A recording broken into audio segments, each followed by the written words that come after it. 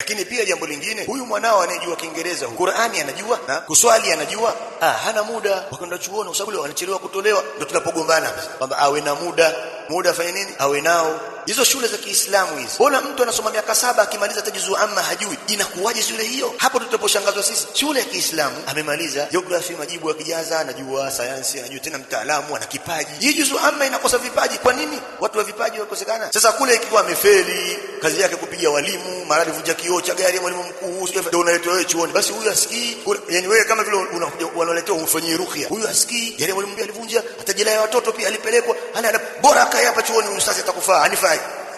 Huyu bora umpeleke dukani kwako, atafaa. Lakini hapa hatafaa. Sasa tusijalie kwamba mtu mpaka afeli huko, ashafanya matukio huko, ndio amleta. Dini pia inataka watu wenye akili kuliko mnavyodhania. Hesabu za mirathi katika Uislamu hazikosei, hakibaki kitu. Imekaa hivyo hivyo hesabu hiyo. Hakuna mtu anayejua kuliko Uislamu ulivyoweka nidhamu hiyo.